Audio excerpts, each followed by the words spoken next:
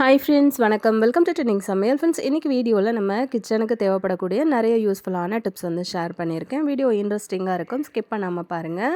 First tip என்ன அப்படின்னு சொல்லிட்டு பார்க்கலாங்க. இந்த மாதிரி வந்து ஸ்வீட் பாக்ஸ் எல்லாம் நம்ம காலியாகிடுச்சு அப்படின்னா தூக்கி போடுவோம் இல்லையா? ஸோ இந்த மாதிரி பாக்ஸை வந்து தூக்கி போடாமல் இதை வந்து ரொம்பவே அழகாக சூப்பரான ஒரு ஆர்கனைசராக கிச்சனில் எப்படி ரெடி பண்ணி யூஸ் பண்ணுறது அப்படின்னு சொல்லிட்டு பார்க்கலாங்க.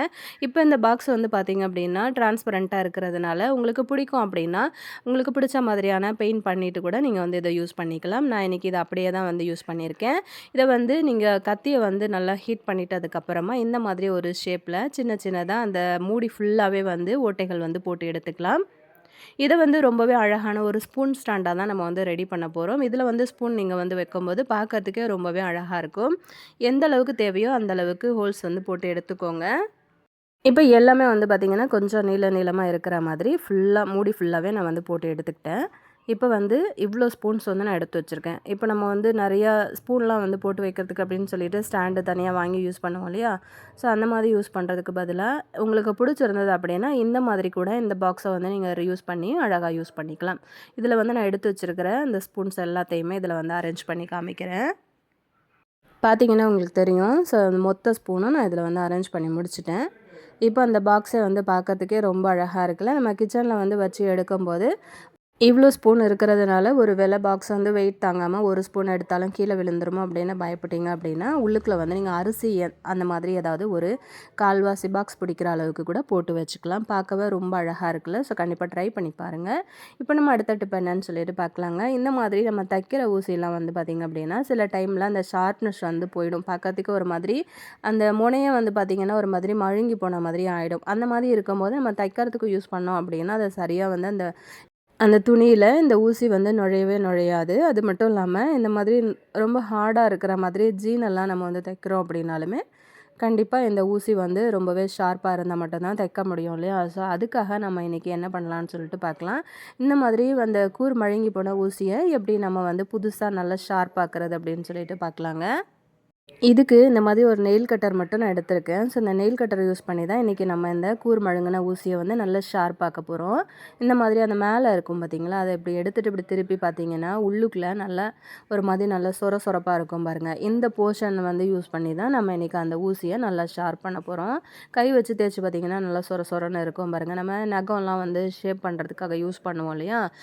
அந்த போர்ஷனில் நம்ம எடுத்து வச்சுருக்கிற ஊசியை வச்சு நல்லா ரொட்டேட் பண்ணி இப்படி தேய்ச்சி விட்டுட்டே இருந்தீங்க அப்படின்னா டக்குன்னு அந்த ஊசி வந்து நல்ல ஷார்ப்பாகிறது உங்களுக்கு பார்க்கும்போது நல்லாவே தெரியும்.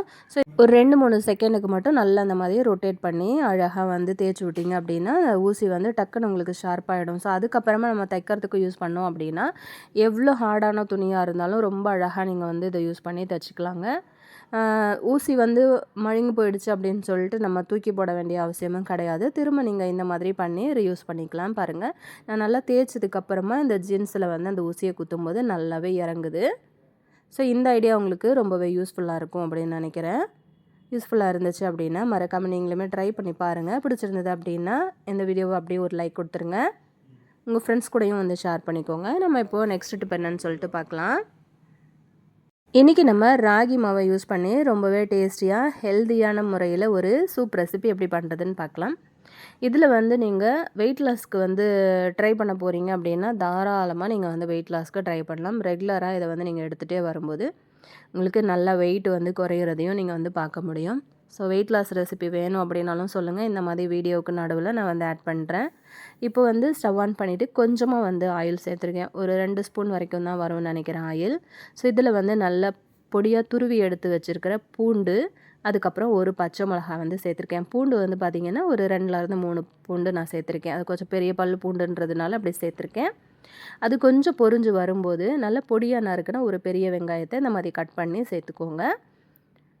இந்த மாதிரி நீங்கள் வந்து ரெகுலராக வெயிட் லாஸுக்கு காலைல பிரேக்ஃபாஸ்ட்டுக்கு இந்த மாதிரி வந்து ராகி சூப் எடுத்துகிட்டே வந்தீங்க அப்படின்னா கண்டிப்பாக உங்களோட வெயிட் வந்து குறையிறத நீங்களே வந்து கண்கூடாக பார்க்க முடியும். ஆல்ரெடி நீங்கள் வெயிட் லாஸில் இருக்கீங்க அப்படின்னா தாராளமாக இந்த ரெசிபியை உங்களோட வெயிட் லாஸ் டயட்டில் வந்து ஆட் பண்ணிக்கோங்க. இந்த மாதிரி வெங்காயம் வந்து ரொம்ப நேரம் வதங்கணும் அப்படின்லாம் அவசியம் கிடையாது. ஒரு பாதி அளவுக்கு வதங்கி வெந்துச்சு அப்படின்னாலே போதும். இதில வந்து நான் கொஞ்சம் காய்கறி சேர்த்துக்க போறேன். பொடியா நறுக்குன பீன்ஸு, அதுக்கப்புறம் ஒரு பாதி அளவுக்கு கேரட் வந்து நல்லா பொடியா நறுக்கி எடுத்து வச்சுருக்கேன். ஸோ இது கூட வந்து கொஞ்சமா பச்சை பட்டாணியும் வந்து சேர்த்துக்க போறேன். பச்சை பட்டாணி பார்த்தீங்க அப்படின்னா, நான் ஆல்ரெடி குக்கரில வேக வச்சு வச்சுருந்தேன். நைட்டு வந்து ஊற வச்ச பச்சை பட்டாணிய ஒரு 2 விசில் குடுத்து வேக வச்சு தனியா எடுத்து வச்சுருந்தேன். ஸோ அதையும் வந்து இதில ஆட் பண்ணிக்கலாம். ஏன்னா இது டக்குன்னு வந்து காய் வெந்துரும். நமக்கு பட்டாணி வேகறதுக்கு டைம் எடுக்கும் அப்படிங்கிறதுனால. ஸோ இதில வந்து கொஞ்சமா கருவேப்பிலை இலைகள வந்து நல்லா 2ஆ கிள்ளிட்டு வந்து சேர்த்துருக்கேன். இது எல்லாத்தையுமே வந்து சேர்த்து வதக்கி விட்டுக்கலாம். இந்த டைமில நம்ம எடுத்து வச்சிருக்கிற பட்டாணிய நான் உள்ள வந்து சேர்த்துக்கிறேன். பட்டாணி இந்த மாதிரி வந்து 2 விசில் குடுத்து வேக வச்சுட்டு நீங்க சேர்த்தீங்கன்னா, நல்லா உங்களுக்கு மசிஞ்சு வரும். சாப்பிட்றதுக்கும் நல்ல டேஸ்ட்டா இருக்கும். இதில வந்து பார்த்தீங்கன்னா, கார்ன் சேர்த்துக்கலாம். அதுக்கப்புறம் வந்து மொள கட்டின பச்சை பயிறு, கொள்ளு அது மாதிரி கூட சேர்த்துக்கலாம். இன்னும் ஹெல்த் பெனிஃபிட்ஸ் வந்து உங்களுக்கு ரொம்ப அதிகமா கிடைக்கும். இப்போ இதில வந்து பார்த்தீங்கன்னா, ஒரு 2 ஸ்பூன்லேருந்து 3 ஸ்பூன் அளவுக்கு நான் ஓட்ஸ் சேர்த்துருக்கேன். ஸோ வெயிட் லாஸ் அப்படிங்கும்போது நம்ம ஓட்ஸும் சேர்த்தோம் அப்படின்னா, இன்னுமே நல்லா பெனிஃபிட் இருக்கும். ஸோ அதனால நான் ஒரு 2 ஸ்பூன் வரைக்கும் ஓட்ஸ் வந்து சேர்த்துருக்கேன். ஸோ அந்த ஓட்ஸை வந்து சேர்த்ததுக்கு அப்புறமா அதையும் வந்து வதக்கி விடலாம். இது வேகறதுக்கு ரொம்ப நமக்கு டைம் எடுக்காது.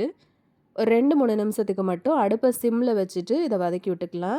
இந்த ரெசிபி நீங்கள் செய்ய ஆரம்பித்து இறக்குற வரைக்குமே சிம்லேயே வந்து வச்சுக்கோங்க. இது வந்து ரொம்ப டைம் எல்லாம் எடுக்காது உங்களுக்கு. இது நீங்கள் காலைல பிரேக்ஃபாஸ்ட்டுக்கு எடுக்கும்போது உங்களுக்கு நல்லா ஃபில்லிங்கா இருக்கும். ரொம்ப நேரத்துக்கு பசி எடுக்காது. ஸோ அதனால தான் நான் வந்து இந்த ரெசிபி இதில் வந்து ஆட் பண்ணியிருக்கேன். இதில் வந்து கொஞ்சமா தேவையான அளவுக்கு உப்பு, மஞ்சத்தூள், அதுக்கப்புறம் வறுத்து அரைச்ச சீரகத்தூள் 1/2 ஸ்பூனும், 1/2 ஸ்பூன் வந்து மிளகுத்தூளும் வந்து சேர்த்துருக்கேன். இது எல்லாத்தையுமே சேர்த்துட்டு ஒரு 2 நிமிஷத்துக்கு கலந்து விடுங்க. ஆல்ரெடி காய்கறிகள் வந்து ஓரளவுக்கு நல்லா வதங்கி வந்துருச்சு. இப்போ நம்ம இதில் வந்து தண்ணி சேர்த்துக்கலாங்க. இப்போ எந்த அளவுக்கு தண்ணி உங்களுக்கு தேவைப்படுதோ அந்த அளவுக்கு சேர்த்துக்கலாம். இப்போ நம்ம இதில் ராகி மாவு சேர்க்குறோம் அப்படிங்கிறதுனால தண்ணி வந்து நல்லாவே இழுக்கும். ஸோ உங்களுக்கு தேவைப்படுற அளவுக்கு வந்து தண்ணி வந்து ஆட் பண்ணிக்கோங்க. நம்ம ஒரு 3 ஸ்பூன் அளவுக்கு மாவு எடுத்திருக்கோம் இல்லையா? ஸோ அது வந்து பார்த்திங்க அப்படின்னா கிட்டத்தட்ட ஒரு 3 பேர்லேருந்து 4 பேர் வந்து காலையில் பிரேக்ஃபாஸ்ட்டாக எடுக்கிற அளவுக்கு இருக்கும். அதனால நீங்கள் தேவைப்படுற அளவுக்கு ஒரு 1லேருந்து 1 1/2 லிட்டர் அளவுக்கு கூட தண்ணி வந்து தாராளமாக வச்சுக்கலாம். ஃபுல்லாக எல்லாமே தண்ணி சேர்த்ததுக்கப்புறம் அது கொதிக்கட்டும். அப்படியே மூடி போட்டு மூடி வச்சாச்சு. அதுக்கப்புறம் பார்த்திங்க அப்படின்னா ஒரு 3 ஸ்பூன் அளவுக்கு தான் நான் வந்து மாவு வந்து சேர்க்குறேன். ஸோ மாவு வந்து நம்ம சேர்க்கும்போது டக்குன்னு வந்து கட்டி ஆயிரும் இல்லையா? ஸோ அதுக்காக கொஞ்சம் கொஞ்சமாக தண்ணி ஆட் பண்ணி கட்டிகள் இல்லாமல் நல்லா அந்த மாதிரி கரைச்சி ஃபஸ்ட்டு வந்து இதை எடுத்து வச்சுக்கலாம். இது வந்து வெயிட் லாஸுக்கு மட்டும் இல்லாமல் உடம்புக்கு வந்து ரொம்பவே ஸ்ட்ரென்த் கொடுக்கக்கூடியது. ரொம்ப ஹெல்த்தியாக இருக்கிறதுனால சின்ன பிள்ளைங்கள்லேருந்து பெரியவங்க வரைக்குமே தாராளமாக இதை வந்து எடுக்கலாம். காலையிலயும் சரி, ஈவினிங்லயும் சரி நீங்க தாராளமா இத வந்து எடுத்துக்கலாம். குழந்தைங்க ஸ்கூல்லேருந்து வர்றாங்க அப்படின்னா, ஈவினிங்கில கூட நீங்க ஏதோ ஒரு ஸ்நாக் மாதிரி கூட அந்த சூப் வந்து நீங்க ரெடி பண்ணி குடுக்கலாம். இப்போ அந்த தண்ணி வந்து நல்லா கொதிச்சதுக்கப்புறமா நம்ம கலந்து எடுத்து வச்சிருக்கிற அந்த ராகி மாவு உள்ள சேர்த்துக்கோங்க. உள்ள சேர்த்து நல்லா அந்த மாதிரி கலந்து விட்டதுக்கப்புறம் கொஞ்ச நேரம் வந்து மூடி போட்டு மூடி வச்சுருங்க. சிம்லயே வச்சுருங்க. நல்லா கொதிச்சு அந்த மாவோட அந்த பச்சை வாசனைலாம் போயிட்டு, மாவு வந்து வெந்ததுக்கப்புறம் நல்லா கமகமன்னு வாசனை வர ஆரம்பிக்கும். உங்களுக்கு எந்த அளவுக்கு திக்கா தேவையோ அந்த அளவுக்கு வந்து எடுத்துக்கோங்க. கொஞ்சம் தண்ணியா வேணும் அப்படின்னாலுமே நீங்கள் தேவையான அளவில் வந்ததுக்கப்புறமா அந்த அடுப்பை வந்து ஆஃப் பண்ணிக்கலாம். இப்போ வந்து ஓரளவுக்கு எனக்கு திக்னஸ் கிடச்சிருச்சு. இப்போ நான் ஸ்டவ் ஆஃப் பண்ணிவிட்டு இன்னும் கொஞ்சம் புளிப்பு டேஸ்ட் கிடைக்கணும் அப்படிங்கிறதுக்காக எலுமிச்சம்பழம் சாறு வந்து ஒரு பாதி அளவுக்கு சேர்த்துருக்கேன். ஃப்ரெஷ்ஷாக கொத்தமல்லி இலைகளை நறுக்கிட்டு இந்த மாதிரி சேர்த்துக்கோங்க. எலுமிச்சம்பழம் சேர்க்கும்போது பார்த்திங்க அப்படின்னா கொஞ்சம் புளிப்பு டேஸ்ட் கொடுக்கும்போது டேஸ்ட் இன்னும் ரொம்ப சூப்பராக இருக்கும். இப்போ ரொம்ப சூப்பரான ஹெல்தியான ஒரு பிரேக்ஃபாஸ்ட்டு நம்ம வந்து ரெடி பண்ணிட்டோம். ஸோ இது வந்து நீங்கள் ரெகுலராக எடுத்துகிட்டே வந்தீங்க அப்படின்னா உடம்புக்கு ரொம்பவே ஆரோக்கியமாக இருக்கும். குழந்தைங்களுக்கும் ரொம்ப ஹெல்த்தியாக கொடுத்தா மாதிரி ஒரு ஃபீல் இருக்கும். மறக்காமல் நீங்கள் ட்ரை பண்ணீங்க அப்படின்னா டேஸ்ட் எப்படி இருந்துச்சு அப்படிங்கிறதையும் கமெண்ட்டில் வந்து மறக்காமல் மென்ஷன் பண்ணுங்கள். இப்போ நம்ம நெக்ஸ்ட் டிப் என்ன அப்படின்னு சொல்லிட்டு பார்க்கலாம். பீட்ரூட் யூஸ் பண்ணி ரொம்பவே ஹெல்தியான வீட்லேயே வந்து சூப்பராக ரெடி பண்ணுற மாதிரியான ஒரு லிப் பாம் வந்து எப்படி ரெடி பண்ணுறதுன்னு சொல்லிட்டு பார்க்கலாம். அதுக்கு ஒரு பாதி அளவுக்கு பீட்ரூட் நான் வந்து தோல் சீவிட்டு கழுவி இந்த மாதிரி மிக்சியில் வந்து சேர்த்து அரைச்சி எடுத்து வச்சுருக்கேன். தண்ணி எதுவும் சேர்க்காதீங்க. வெறும் பீட்ரூட்டை மட்டும் நல்லா அந்த மாதிரி நல்லா மையாக அரைச்சி எடுத்துக்கோங்க. இப்போ நம்ம இதை எந்த கடாயில் ரெடி பண்ண போகிறோமோ அந்த கடாயில் வந்து ஒரு ஃபில்டர் யூஸ் பண்ணி அந்த பீட்ரூட்டோட சாறை மட்டும் இந்த மாதிரி வடிகட்டி எடுத்துக்கோங்க. இப்போ நம்ம உதடு வந்து பார்த்திங்க அப்படின்னா நார்மலாக எல்லாருக்கும் ஒரே மாதிரி இருக்காது இல்லையா? கலர் சேஞ்சஸ் நிறையா இருக்கும். டர்ன் ஆகிருக்கும். அதுக்கப்புறம் ஒரு மாதிரி தோல் உரியிற பிரச்சனை, கருப்பாக இருக்கும். வெளியிலலாம் போயிட்டு வந்தோன்னா ரொம்பவே தோல் உரிஞ்சு பார்க்குறதுக்கு ஒரு மாதிரியாக இருக்கும் இல்லையா? ஸோ இந்த மாதிரி பிரச்சனை இருக்கிறவங்களுக்கு நல்லா பேபி லிப்ஸ் மாதிரி உங்களுக்கு கிடைக்கணும் அப்படின்னு நினச்சிங்கன்னா இந்த ஒரு லிப் பாமை வந்து ரெடி பண்ணி ஸ்டாக் வச்சுக்கோங்க. அதுக்கப்புறம் நீங்களே வந்து ஆச்சரியப்படுற அளவுக்கு இருக்கும் ரிசல்ட்டு. ஒரு 2, 3 நாள் நீங்க தொடர்ந்து இத அப்ளை பண்ணிட்டு வரும்போதே உங்களுக்கு ரிசல்ட் வந்து கண்கூடாவே தெரியும். இப்போ ஸ்டவ் ஆன் பண்ணிட்டு நல்லா அதாவது மீடியம் டூ லோ ஃப்ளேம்ல வந்து வச்சுக்கோங்க. இப்போ இத வந்து நல்லா கலந்து விட்டுட்டே இருங்க. இப்போ அந்த சாறு வந்து நல்லா கொதிச்சு வரும்போது ஒரு 1/4 டீஸ்பூன்லேருந்து 1/2 டீஸ்பூன் வரைக்கும் ஃப்ரெஷ்ஷான நெய் இருந்துச்சு அப்படின்னா சேர்த்துக்கோங்க. சேர்த்துட்டு எல்லாத்தையும் நல்லா கலந்து விடும்போது நல்லா சுண்டி வரும். இந்த டைமில் ஸ்டவ் ஆஃப் பண்ணிவிட்டு இறக்கி இதை வந்து நம்ம ஆற வச்சிடலாம். ரொம்ப திக்னஸ் ஆக விட்டுறாதீங்க. ஒரு அளவுக்கு இந்த மாதிரி ஒரு பதத்தில் வரும்போது ஆஃப் பண்ணி அப்படியே இறக்கி வச்சுருங்க. இது வந்து நல்லா ஆறட்டும். ஆறுனதுக்கப்புறமா பாருங்கள் இந்த மாதிரி நல்லா டார்க் கலரில் கிடச்சிருக்கு இல்லையா?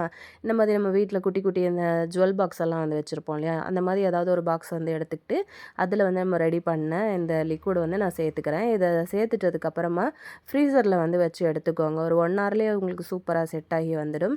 ஃப்ரீசரில் வச்சு எடுத்ததுக்கப்புறமா இதை வந்து நீங்கள் யூஸ் பண்ணிக்கலாம். ஒரு ஒரு தடவை யூஸ் பண்ணும்போது நீங்கள் கை போடாமல் பட்ஸ் வந்து யூஸ் பண்ணிக்கோங்க. ஃப்ரீசரில் வந்து வச்சு எடுத்திங்கன்னா நல்லா இது வந்து உங்களுக்கு சூப்பராக செட் ஆகிரும். அதுக்கப்புறமா நம்ம வந்து இதை ராத்திரியில் நீங்கள் தூங்கும்போது யூஸ் பண்ணிக்கலாம். கண்ட கண்ட கெமிக்கல் கலந்த லிப்ஸ்டிக்கெல்லாம் யூஸ் பண்ணும்போது பார்த்திங்க அப்படின்னா உதடு வந்து சீக்கிரமே கருப்பாயிடும். ஸோ இந்த மாதிரி ஹெல்த்தியாக வீட்டில் ரெடி பண்ணி யூஸ் பண்ணி பாருங்கள்.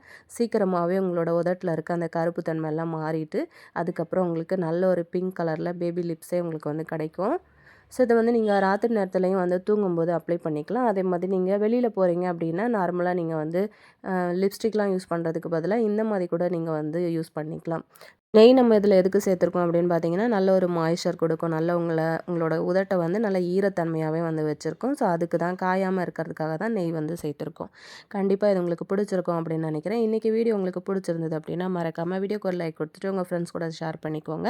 இதே மாதிரி வீடியோஸ் பார்க்கணும் அப்படின்னு நினச்சிங்கன்னா ட்ரெண்டிங் சமையல் யூடியூப் சேனலை மறக்காமல் சப்ஸ்கிரைப் பண்ணிக்கோங்க. நெக்ஸ்ட் இதே மாதிரி ஒரு யூஸ்ஃபுல்லான வீடியோவில் நான் உங்களை மீட் பண்ணுறேன் ஃப்ரெண்ட்ஸ். தேங்க்யூ.